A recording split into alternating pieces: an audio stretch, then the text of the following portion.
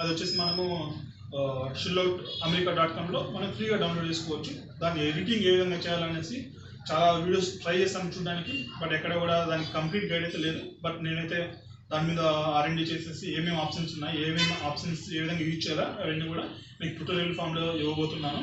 అదేవిధంగా దీని మీద వచ్చేసి మనకి ఇక్కడ మనకు డిస్ప్లే ఉంటుంది, LED డిస్ప్లే ఉంటుంది. ఇక్కడ ఓపెన్ చేసుకోవచ్చు. ఓపెన్ చేసేసి మనం బ్యాక్ క్లిక్ చేసేసి మనం బ్యాక్ మూవ్ చేయొచ్చు. అదేవిధంగా ఈ వినల్స్ నేను పక్కన పెట్టేస్తాను.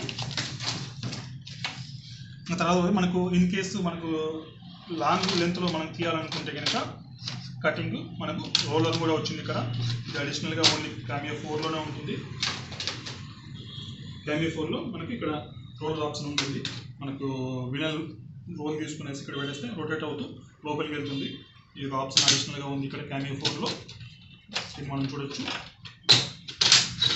ఇది జనరల్గా అవసరం ఉండదు, మనకు లాంగ్ లెంత్ ఉన్నాయి తీసి తప్ప.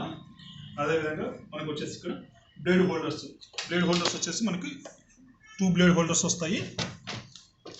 2 బ్లేడ్ హోల్డర్స్ వస్తాయి మనకి ఇక్కడ లాకింగ్ ఉంటుంది.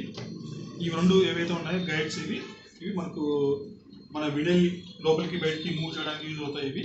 దీన్ని మనం మూవ్ చేయొచ్చు. ఇదైతే స్టాండర్డ్గా ఉంటుంది. ఇది వచ్చేసి మనం మూవ్ చేసుకోవచ్చు. ఇక్కడ మనకి లాక్ బటన్ ఉంది, లాక్ బటన్ క్లిక్ చేసి మనం మూవ్ చేసుకోవచ్చు. ఇవి రెండు ఎందుకంటే కనుక మన ఏదైతే మనం ఈ వినల్ షీట్ పెడతామో దీని మీద వినల్ షీట్ పెట్టాల్సింది వస్తుంది.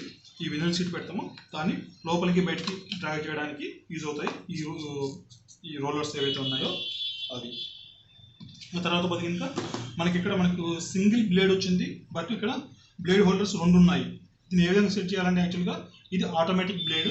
మనకు జనరల్గా 99% ఇదే యూజ్ అవుతుంది.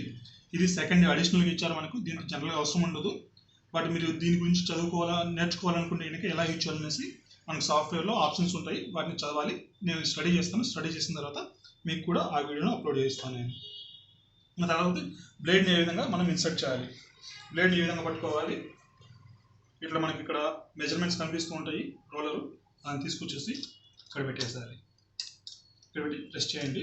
తర్వాత ఈ బ్లేడ్ హోల్డర్ని ప్రెస్ చేయాలి. కొంచెం టైట్గా ఉంటుంది.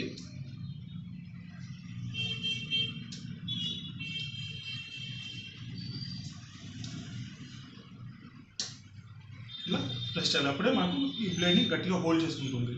ఇప్పుడు మనం ఓపెన్ చేయాలన్నా కూడా ఇట్లా లాగేసి మనం ఓపెన్ చేసుకోవచ్చు.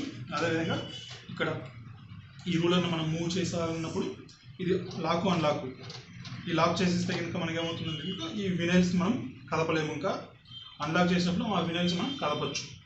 అది కూడా చూద్దాం. ఫస్ట్ ఇప్పుడు నేను వచ్చేసి పవర్ కేబుల్ కనెక్ట్ చేస్తాను.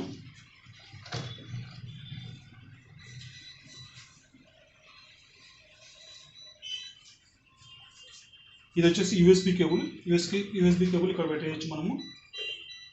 అదేవిధంగా ఇది వచ్చేసి పవర్ కేబుల్ మనం ఇక్కడ పెట్టేసేయచ్చు. అదేవిధంగా పవర్ బటన్ ఇక్కడ ఉంది. ఎప్పుడైతే ఆన్ చేస్తామో ఏమవుతుందో చూద్దాం.